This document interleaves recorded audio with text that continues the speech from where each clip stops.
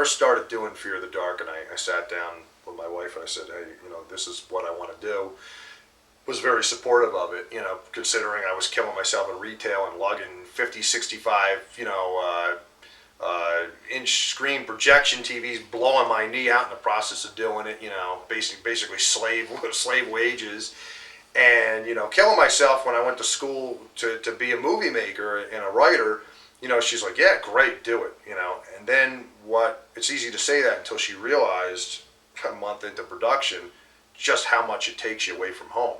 And then, compound that having a child that just wants to come home, see her father, and, play a video game, and not understanding that now daddy's come home from the day job that puts food on the table and now has to spend the rest of the night either editing or responding back to emails or doing marketing for the movies or some whatever, It's tough. It's tough. I feel that, a lot of ways I've missed my kid growing up because of this stuff. But it's also the movie making in a weird sort of way that keeps my sanity. I'm obsessed with movie making. Once I had it in my blood, forget about it. All the stuff I've done is out of the kit type stuff. Very minimal stuff that really had to be majorly prepped. Where it would take me weeks to make something. I mean, I would love to do that stuff. I'm sure you would love to have that stuff, but we don't have that as an option, That's the big difference between a big budget and a low budget is, there's actors there and they're there the whole time, If they're not there when they're supposed to be, they're not going to be back tomorrow, whereas the situations you deal with, if somebody's late, you kind of got to wait for him because, you need that guy. The plus side to working with friends and family is that, there's that support cushion or support structure that you don't necessarily get with, a paid hired hand. So that's the plus on that. But the thing is the downside, of course, and the big downside can be is that fine line between friends and professionalism. It's very tough. I've lost friendships over the movies, be it my fault or not my fault. So, it's another thing. Anybody who's getting into this business, think long and hard. You're better off, what they say, don't mix business with pleasure. Now, you've worked on 3 movies so far. You've worked on Tenement, Sins of the Father, and Fairview Falls. And they've taken about 10 years of my life. What are your favorite makeups from those movies? Oh, wow. Well, Sins of the Father, is my favorite. The Pete Barker makeup is probably my favorite makeup. I mean, I still think it's one of my best makeups that I've ever done character-wise. Like, he has a great face, too. Isabel, the situation was a little weird. Too. The situation was weird. And that made Fango. Yeah. I mean, it was a good makeup. I see sometimes I'm like, oh, I would have changed this or I would have changed that on that. But you know what? We were in a hotel. It's really hot in there. There was 3 people. A girl scantily clad. Her boyfriend's in the car. I was like, wow, this is kind of surreal. I go outside while scenes are being, shot. There's a cleaning lady right there standing next to me. She doesn't speak any English. And, I've got bloody hands and some girl screaming in a hotel room. I mean, that was weird. So I was happy with some of the Mike Gingold stuff. I have to admit, I'm more partial because we had a lot more time for the test makeup. That's actually on your site at lightanddark.net on the Tenement page, makeup effects. There's a really nice shot of Mike Gingold, and it's the test makeup, and that actually looks really good. A lot of people see that, and they get really freaked out because, again, it was a way over-sculpted broken nose.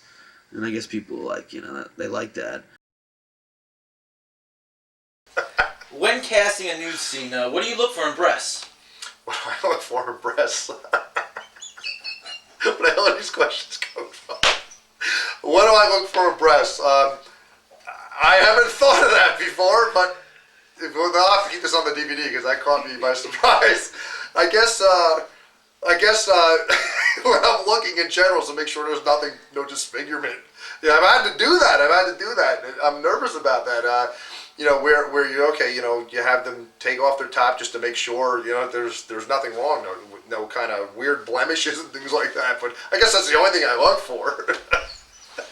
How do you describe to your wife that your job is so tough when all day long you've got to stare at breasts? It's not all day long. All right, moving on. I object to that question. I coincidentally, had moved out of an apartment with a couple of friends and moved upstate with my family. And Darn, just when as you I see was, the logo. yeah, and just as I was about to move back to the city, I came across a penny saver ad, an odd little penny saver ad, while I was looking for an employment that said, lightanddark.net, looking for auditions for psychological thriller, and I thought, God, what a scam. You know, Thanks. what a joke. And I went and I showed up and I wound up lingering around like the creep. And is that the first time you've done anything that physical before? On film. Most physical role I've had, you know, I'm always handed, you know, community theater, stage, you know, high school productions. I am happy to move on to, you know, I'm playing a serial killer. You needn't ask more. Well, I had to lie in a bed and be interviewed by a man whose son was murdered. Basically, when you get down to it, because of me. If I hadn't killed this woman's parents, she wouldn't have flipped out, etc. Conjuring in my mind why I am finally at this point in my waning life, giving the interview, took a little thought. And then pulling it off with an actor I hadn't met before or rehearsed with was quite an experience. And you got those pages for the script when? The night before. I think there was about 32 pages. 32 pages. Single spaced. There was no air conditioning, there was no running water, and I was under the covers because I was in the process of dying. And then dying takes a lot of energy, I found out. So I think I left the set a good 5 to 7 pounds lighter than I left it, than I started with. Alice Walker is my best work to date. I mean, I've done some great jobs and I've worked with great people, but the character was just really well written in it for a feature length. But I have to say, since I played that character, I've gotten a lot of dark roles. Alice was really, you know, it was my first really big role. I'd done, principal parts, but it was very exciting. And the movie, if I Yeah. may come in, the movie revolved around the Alice character. It was all about the Alice character. So the movie was you. It was out, It was, and, yeah. but it was a great character. It really, I mean, it was very well written. Not only, yes, she did have a lot of emotional problems from growing up and being lonely and without family, but she also had anxiety and neuroses. I mean, she was scared of the dark. If I remember, at one point you were so into the character that you, like the character said, you were afraid to sleep with the lights off. No, I completely am. Yeah. You know, that you got so emotionally wrapped up in the character. Yeah, no, absolutely. And just, I don't know, when you're playing something that complex, you just kind of lose yourself. And I don't know how to say it other than you lose yourself. You just become that person. Not that I'm going out killing anybody or anything, but you just are depressed. And I cried. I actually cried. I did not have tears that were placed in, I didn't have Visine. That cried. was amazing. You could just basically go on cue. And I just constantly cried, and I was so exhausted. Yeah. Like Alice, she was exhausted from being upset. And I just cried. Oh my gosh, yeah. So my worst experience? Your worst experience. Probably getting beaten with that damn, quote, fake shovel, which is made out of fiberglass and sure felt like the real thing.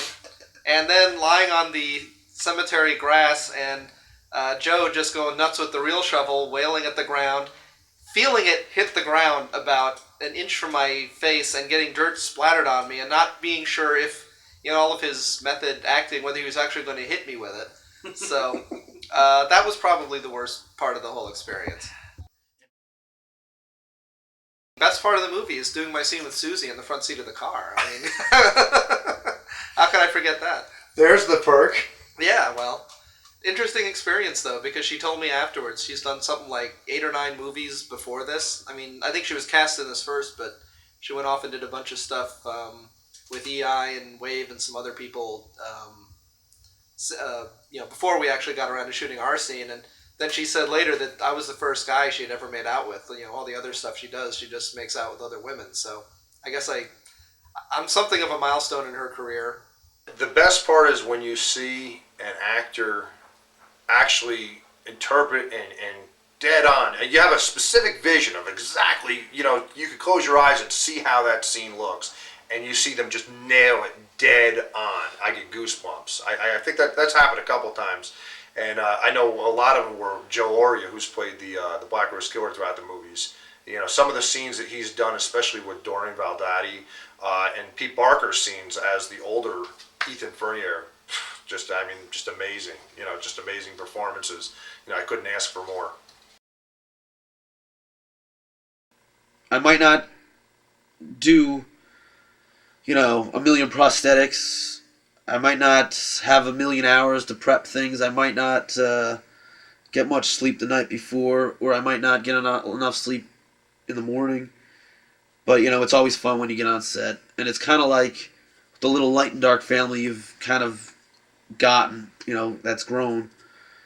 Every project people stay over, and then you get a few new people, a few old people come back. And it's kind of like, I guess summer stock or whatever they call that. It's like you got yourself a little theater troupe, and that's kind of cool. No matter how hellish some of, the shoots might have been at times, whether we were, sweating our balls off at 2 a.m. or running around for 36 hours at a clip, it was all fun. We did manage to find the humor and a good time in it all. I was there because I was having a good time, and I would do it all again. I'd work on those 3 movies, which took up 5 years of my life. I would do those 3 movies again, I haven't known you 5 years. Damn right, but it seems like 5 years. Holy cow.